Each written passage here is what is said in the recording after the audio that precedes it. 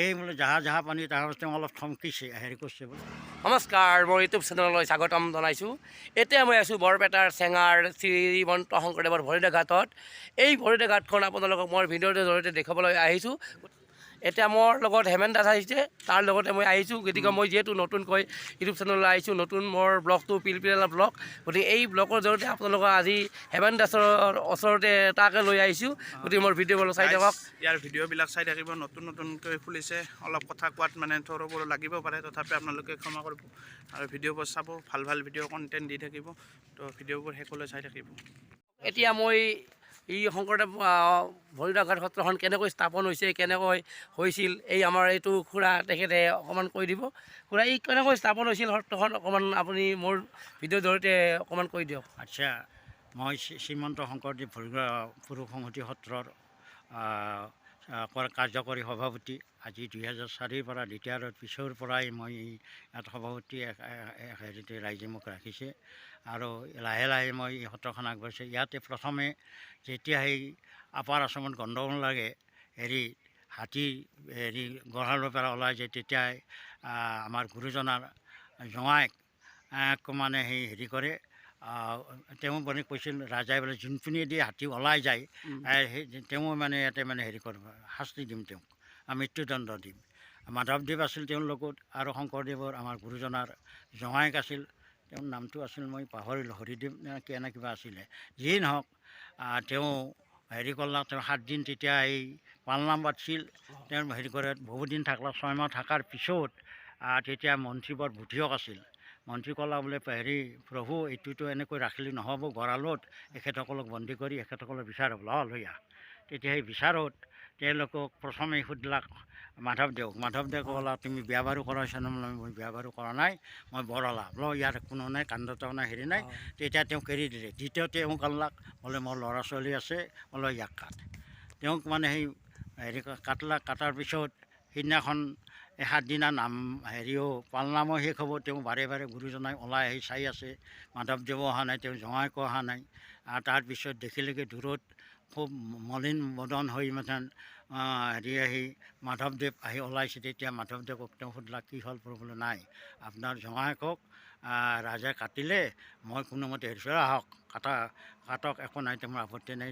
তেওঁ লৈ যায়। তাৰে পিছতে তেওঁলোকে চকুৰি ভকত লৈ লুইতৰ পশ্চিমা হৈ আহি কুকাৰজান আছিল, তেতিয়া খোলা আছিল। সেই কুকাৰজানেৰে গৈ তেওঁলোকে বৰকাপলা, সৰ্থেবাৰীৰ ওচৰত বৰকাপলা বুলি এখন 6 মাহ আছিলে।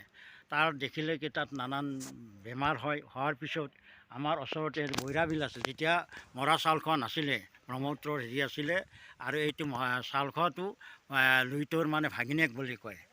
গতিকে সেইদি পাৰ হৈ আহি গধূলি সময়ত আমাৰ শ্ৰীমন্ত শংকৰদেৱ বৰ্তমান সত্ৰৰ মানে তেওঁ ভৰি দিয়ে আহি নাও চপাৰ সময়ত, তেতিয়া বাৰিষাৰ ছিজন আছিলে আৰু মাছ খুব প্ৰচুৰ মাছ আছিলে। ওচৰতে কেইজনমান বুঢ়া মানুহ জাকৈ বাই আছিলে। তেতিয়া সেই মাছত যেতিয়া খুন্দা লাগিলে, নাৱত খুন্দা লাগি ছিটিকি পৰিল, তেতিয়াই গুৰুৰ মুখতে এটা বাক্য ওলালে যে জাহা পানী তাহা মাছ। এই বোলে জাহা পানী তাহাৰ তেওঁ অলপ থমকিছে, হেৰি কৰিছে বোলে। তেতিয়া ওচৰৰ এই 2-এজন বুঢ়াই আহি প্ৰশ্ন কৰিছে, বাপ এটা কথা হ'ল নহয়, এই নাৰিকলৰ গছ যি আছে তাতেতো ডাবতো পানী আছে, তাতো মাছ আছে নেকি? তেওঁ কিছু সময় স্তম্ভিত হৈছে, বোলে ইমান প্ৰশ্ন কৰিছে। তাৰে পিছত স্তম্ভিত হৈ কিছু তেওঁ ক'লা বোলে এইটো প্ৰমাণ দিব লাগিব।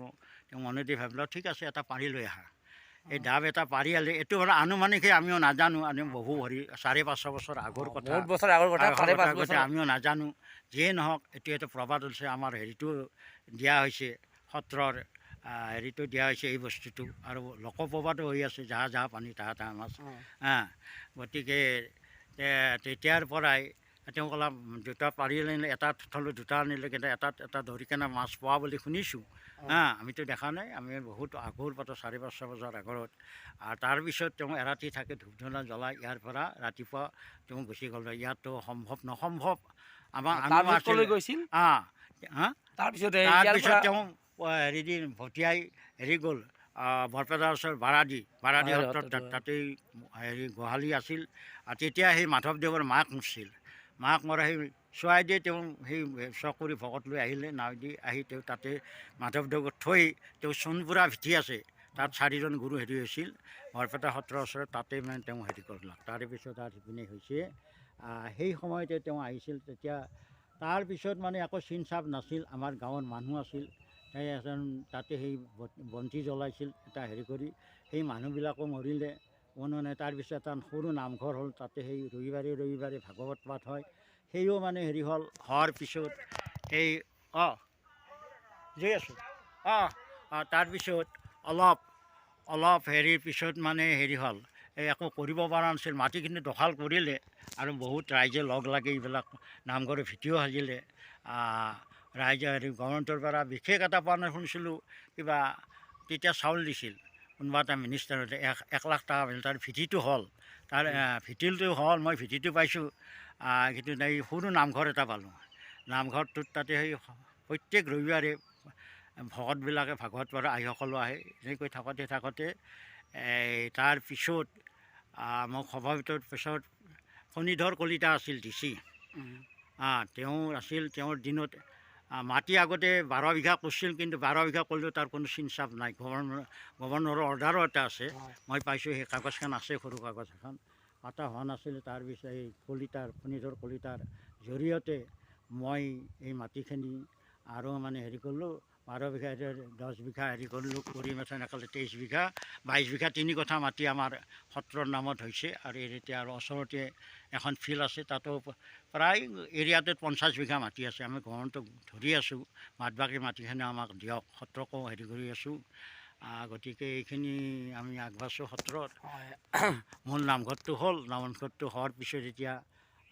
এই 10 লাখ আমি অসম দৰ্শনৰ 10 লাখ টকা পাইছিলোঁ তাৰ আগতে আমি 20 লাখ পাইছিলোঁ সেইটো কৰে এতিয়া মানে সত্ৰখন আপোনালোকে মেৰামতি কৰি আছে আৰু মেৰামতি আছে গতিকে ঠিক আছে এইটোৱে এইখিনি কথা আছিল আপোনালোকে এতিয়াতো জানিলে ইয়াত কেনেকৈ আহিছিল শ্ৰীমন্ত শংকৰদেৱে কেনেকৈ সত্ৰস্থানত এইটো খুৰাই কথাখিনি বুজাই দিলে এতিয়া